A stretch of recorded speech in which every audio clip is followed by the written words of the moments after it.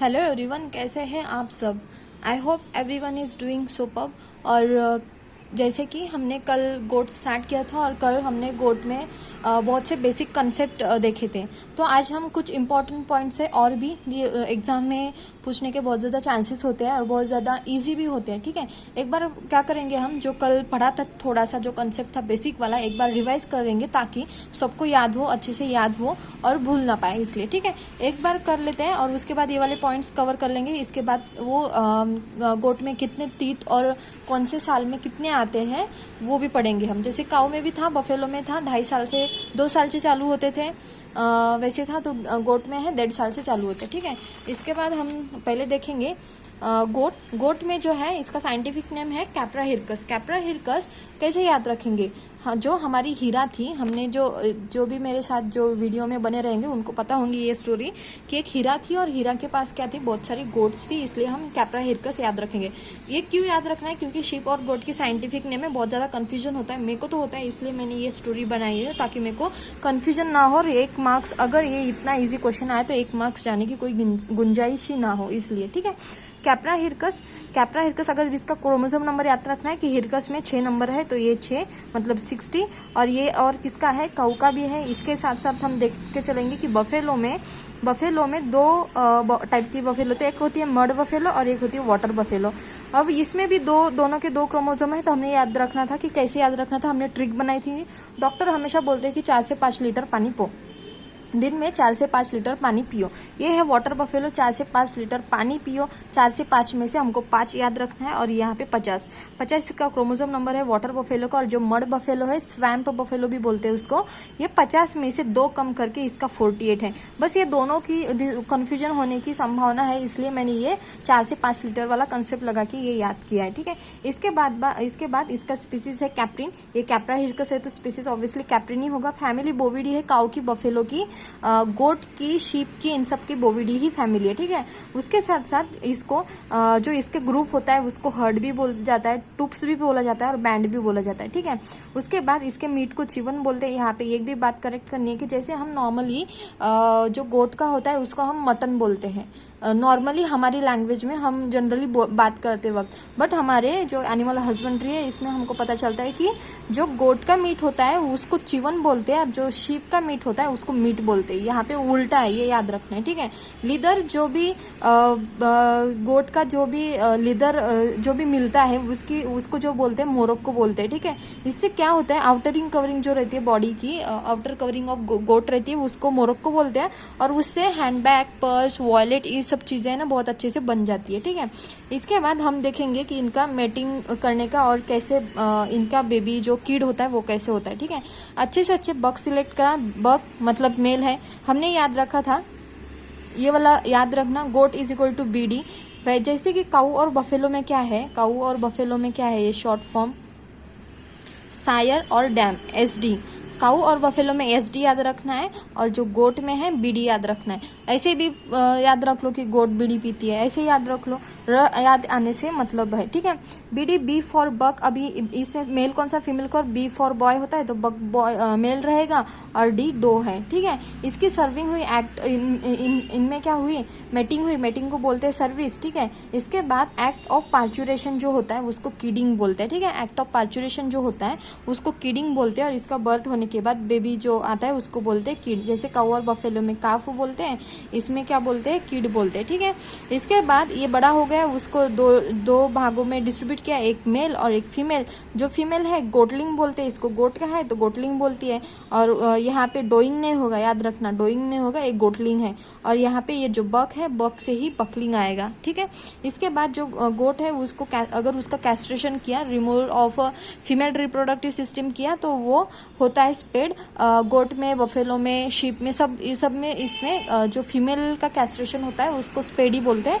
और जो इस मेल में चीज़ें बदल जाती है, मेल में अगर बकलिंग जो है, मेल मतलब जो बकलिंग है उसमें अगर हम कैस्ट्रेशन करवाते हैं तो उसको विडर बोलते हैं। ये सब हमने बेसिक सी चीज़ें देख ली थी। आपको, आई होप आपको अगर कल क्लियर ना हुई हो, परसों लिया था, परसों क्लियर ना हुई हो तो आज क्लियर हो गई होगी। तो आगे बढ़ते हैं।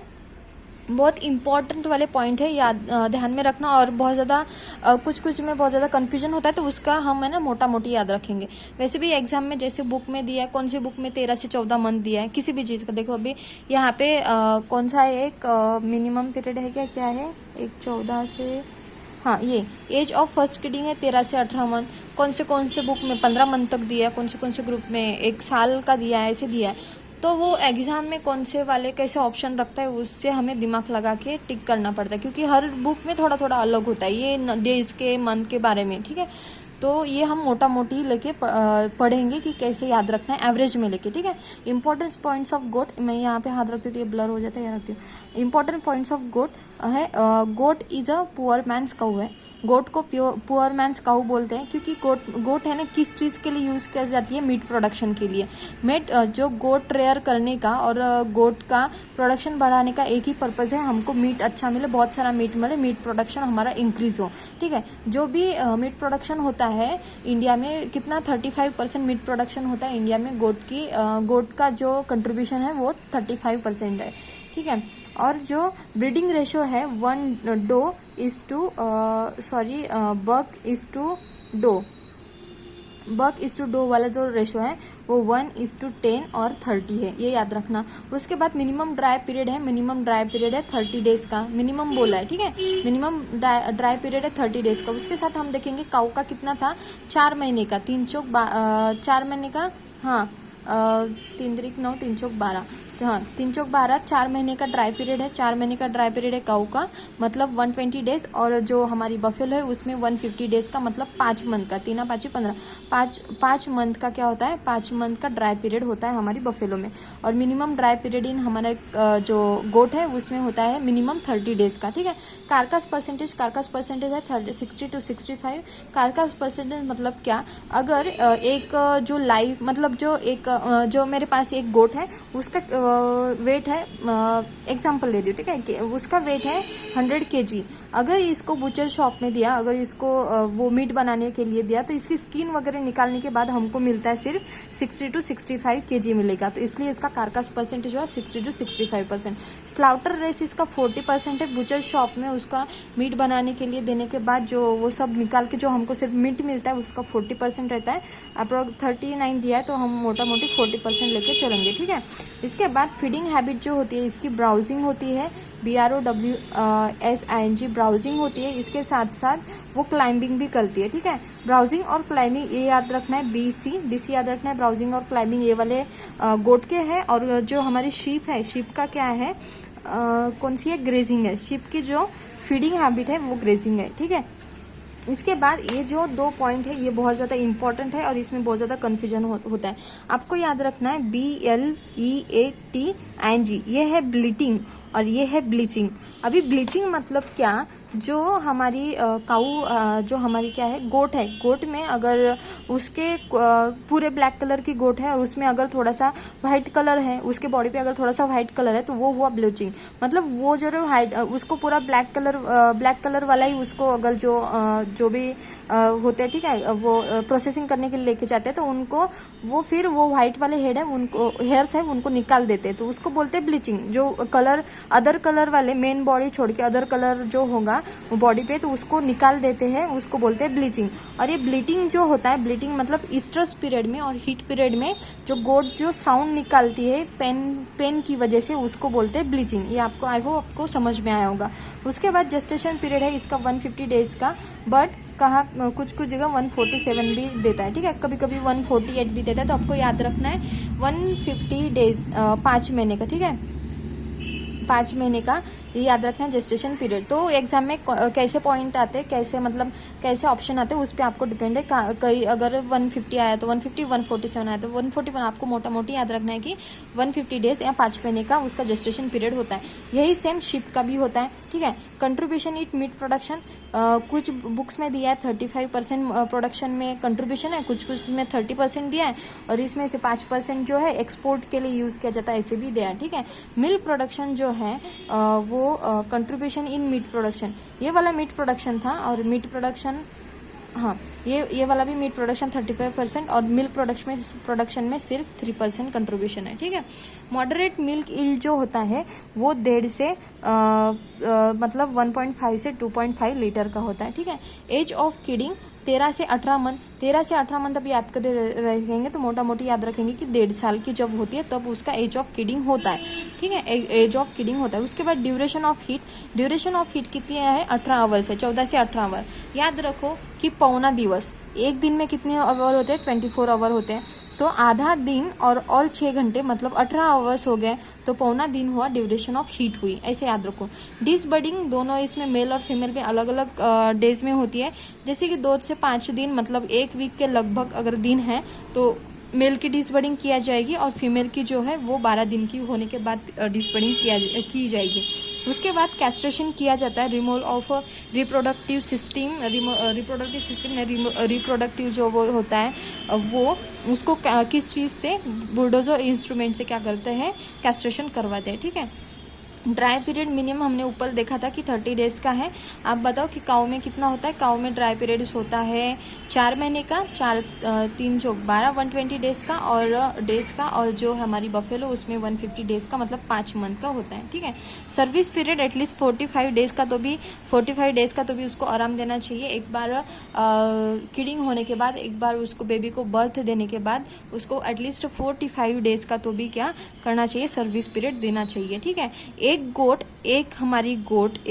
क्या करती है, 100 से 130 केजी क्या करती है, ऑर्गेनिक मैटर देती है पर ईयर। एक गोट का बोला है मैंने, एक गोट इज इक्वल टू 100 से 130 KG organic matter per year इतना देती है। और ये कितने खेत के लिए मतलब कितने फार्म के लिए यूजफुल होगा, 1/2 एकड़ मतलब ½ एकड़ के लिए, ठीक है। नेशनल ब्रीड ऑफ गोट है जो उस्मानाबादी ब्रीड है, नेशनल ब्रीड ऑफ गोट जो है वो उस्मानाबादी ब्रीड है, ठीक है। और एक उन्नति फुले जो ब्रीड है वो कहाँ की है, अहमदनगर महाराष्ट्र की है। इसके बाद टीथ इन गोट जो है हमने देखा था कि जो काऊ और बफेलो में 2 साल से उनका चलता है, 2 साल तक टेम्पररी रहते हैं, उसके बाद 2.5 साल से परमानेंट वाला इश्यू चालू हो जाता है, ठीक है।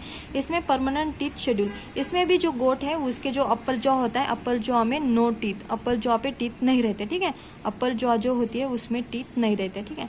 1.5 साल यहाँ पे भी मंथ का दिया है पूरा 15 से 18 month, 20 to 25 month, 24 to 31 month, 28 to 35 month ऐसा दिया है। तो मैंने मोटा मोटी लिया है 18 मंथ मतलब 1.5 साल, 12 और ऊपर के, ठीक है, 18 मंथ का लिया। 1.5 साल में फर्स्ट पेयर ऑफ टीथ आएगी, दूसरे साल में मतलब 6 महीने के बाद, 6 महीने का गैप है, 6 महीने के बाद 24 मंथ, 2 ईयर पकड़ के चलो, 6 महीने के बाद 2 ईयर की होगी, तब यहाँ पे 24 है क्या, 24 2 ईयर के बाद उसको 2 पेयर आ जाएगी, ठीक है। 2.5 साल की हो जाएगी तो उसको 3 पेयर आ जाएगी 2.5 साल की, और 3 साल की होगी तो 4 पेयर मतलब 8 टीथ आ जाएंगे, TEETH टीथ। बट जो ब्रीडिंग पीरियड होता है, ब्रीडिंग एज जो होती है, एज ऑफ ब्रीडिंग और एज ऑफ किडिंग जो बोला जाता है, फर्स्ट किडिंग जो बोली जाती है वो 1.5 साल की ही होती है। किसमें, 13 से 17 मंथ या 13 से 18 मंथ जो दी है वो होती है हमारी गोट में। आई होप आपको ये जो इम्पोर्टेंट पॉइंट और बहुत इम्पोर्टेंट और आपको मतलब कंफ्यूज तो होता है इसमें, बट आपको बार बार पढ़ते रहना है ताकि आपको ये कंफ्यूज ना हो। आई होप आपको समझ में आया होगा। मिलते हैं कल नेक्स्ट वीडियो में और कल के आगे टॉपिक में। Thank you so much.